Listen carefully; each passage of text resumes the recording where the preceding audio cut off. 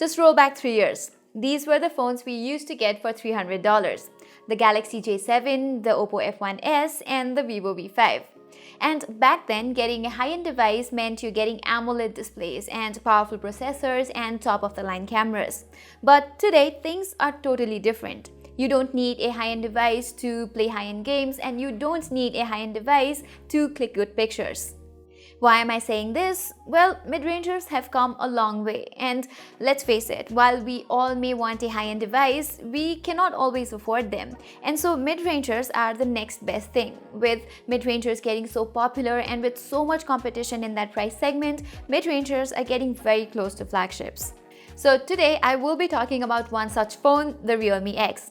I have been using this device since its launch, and in this video I will be sharing with you guys my experiences with the device. So let's get started.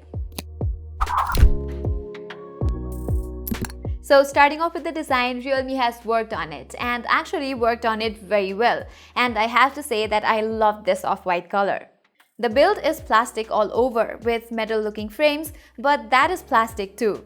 But still, it does not miss that heft in it.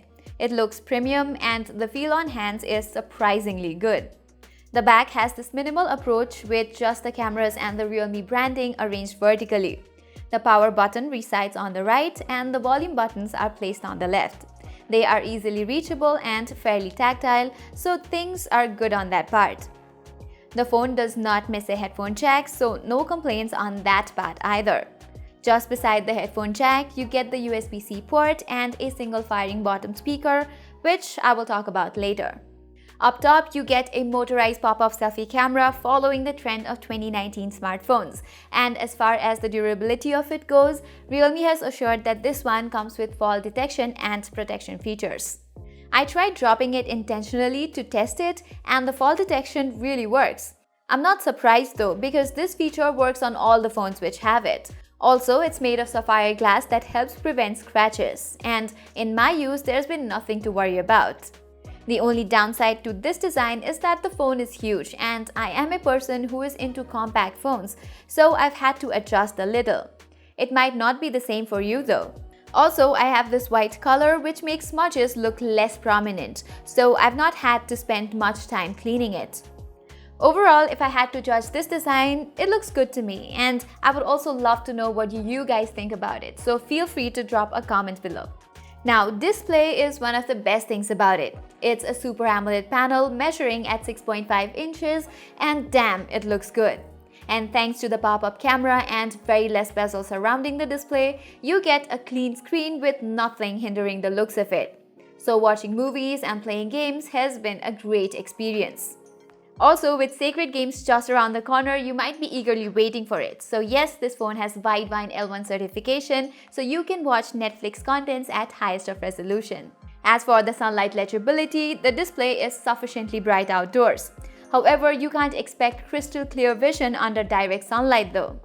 The display also accommodates what's called the in-display fingerprint sensor. It's an optical one, but that's expected, I guess. It works fine, it's fast and accurate, and gets it correct all the times.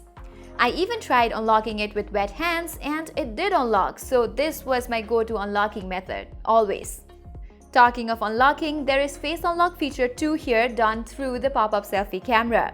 It's fast enough, but it feels annoying to me when the camera pops up every time, so I didn't turn it on altogether.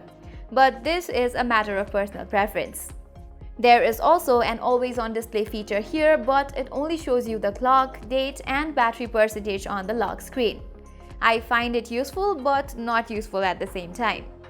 Other things about the display include a flicker-free mode, which helps reduce eye fatigue caused by AMOLED displays. It's also HDR10 compliant, which means you can watch HDR videos on this one. And adding to the good side of things is the fact that the display is protected by Gorilla Glass 5.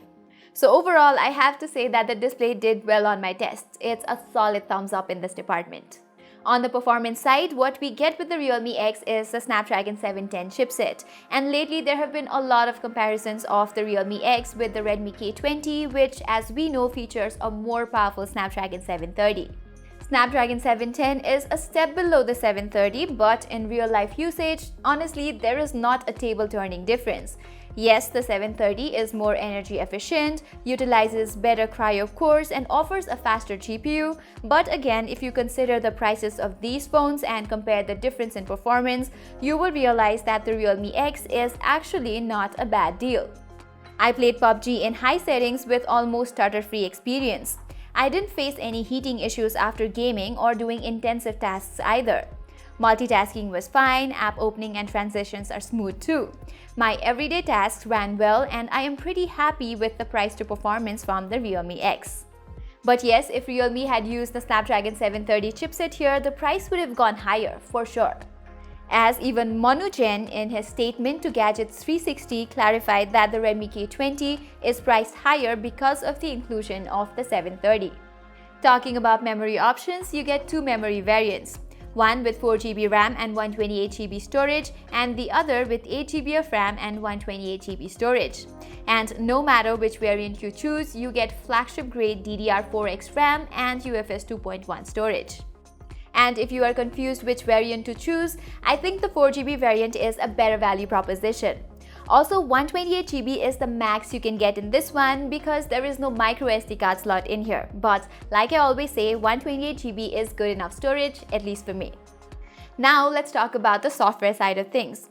The Realme X comes pairing Android 9 Pie with ColorOS 6 on top. Now, ColorOS 6 has gone through some improvements from the past, but I still think that it's not refined enough. For example, it always confuses me which site to clear notifications from. Also, you cannot shut down all the apps running in the background by clicking the clear button, whose sole purpose is to do just that. Also, you get a considerable amount of bloatware in here. Some can be uninstalled and some just have to be there for eternity. Having said that, the software does have many things to cheer for. It looks colorful, you get a lot of customizations which can come really handy. Like you can make the power button trigger Google Assistant on pressing it long, and there are so many off-screen gestures which you might like. But I still think software could be one area where Realme could keep working on to make it better. Now let's talk cameras. There are dual cameras at the back. First is a 48-megapixel Sony IMX586 sensor seen on a more expensive OnePlus 7 Pro and Zenfone 6, and second one is a 5-megapixel depth sensor. The pictures from the primary sensor are very good.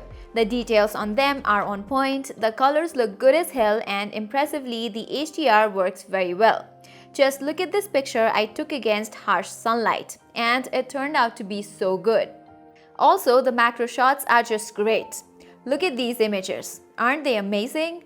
And what you can notice in all these images is the saturation is a little bit more, which might not be natural, but I found many, including my friends, to like them. There's also a chroma boost option which enhances the colors, but I prefer the normal images more. By the way, you can shoot 48-megapixel images as well, but by default you get 12-megapixel images via pixel binning. So if you want a higher resolution picture, you can go with 48 megapixel, otherwise 12 megapixel works just fine. But just by looking at them, you are not going to get a lot of differences. The secondary depth sensor works well, if not great, for portraits. It does find it difficult to manage itself in hard areas like the hair. And blurring sometimes does not look very natural. So the portrait images are not exceptional, but good enough to not look bad. Now talking about the nighttime images, we know almost all mid-range cameras struggle to give good pictures in low-lit environment. The nighttime images from this one, I would rate 7 out of 10. Grains are visible here and there, as you can see in these images. You also have a nightscape feature which balances the exposure and improves details by a lot. Now, one thing I found majorly missing was the wide-angle lens, and while taking samples, I dearly missed taking wide-angle shots. For example, the picture of this Buddha stupa here, it would have looked so good if it was a wide-angle shot. So this is a dear request to Realme, please put a wide-angle camera in your next product offering. Okay, selfies now. It's got a 16-megapixel shooter. And the normal images look good to me, although not very natural. The selfies are good looking. I clicked all the images in Auto HDR that seems to have managed the exposure levels very well. You also have a portrait mode for selfies, which is of course done by software, and they are surprisingly good. Also, you have a beauty mode here and you can choose how aggressively you want to get beautified. I usually took normal selfies, but here are some samples of beautified selfies for you to judge. Now, videos. There is 4K video recording with 30 FPS in here. You have two options in 1080p, 30 and 60 FPS, and you can also record videos in 720p. My test showed the 1080p at 30 FPS yielded in the best results in terms of stabilization. Colors are good in all three resolutions though. So if you are using your hands to record videos, go for the 1080p 30 FPS option. There's also a slow-mo feature, 960 FPS at 720p, which for the price I would say is decent. So overall, I think the cameras on the Realme X is one of the strongest parts about the phone. This is a perfect point to shoot camera phone for the price, where you don't have to tweak many settings to get a good picture. Now about the battery, you get a good enough 3765 mAh battery in here with a 20-watt VOOC 3.0 fast charging. And the battery for me has endured pretty well. Now do consider that I am a pretty heavy user. I hang around YouTube a lot, and while I'm not on YouTube, I'm either playing games or making calls or chatting and stuff. And with this pattern of usage, I got a strict 1 day of use with some juice left. About the charging speeds, well, it can go from 0 to 55% in half an hour, and to get fully juiced up, it takes around 1 hour and 15 minutes. That's fast, isn't it? Now talking about the extras, this phone has a single firing speaker at the bottom, which is well loud but lacks dynamic range and richness. And if you are into rock and roll music like I am, you will understand what I am talking about. And even though it has Dolby Atmos support for headphones, which is well great, but in my tests, the other aspects of the output from the headphones was just average. So what do I think about the Realme X?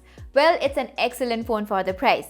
You get top-of-the-line camera performance, one of the best-looking designs, a fancy pop-up camera, and very good performance. And I think comparing it with the Redmi K20 is kind of unfair because their prices don't match. I think a costlier phone is bound to pack better specs. Having said that, I have two things bugging me about the Realme X. First is that this phone does not have a wide-angle lens, which has become a trend in mid-range phones and even some budget phone these days. And second is the software. And because software is what the user is interacting with every time, I think it needs to be refined, and this is where Realme can do better in the future. And I seriously do hope that the company takes these into account for their next product offering. That being said, if I had like $250 right now and if I had to buy a phone, I would not think twice to get the Realme X as my daily driver. So that was all for our review of the Realme X. Do let us know in the comment section below what do you think about the device. And if you like this video, do give it a thumbs up, and also do not forget to subscribe to our channel. I'm Pratima Adhikari and thank you for watching.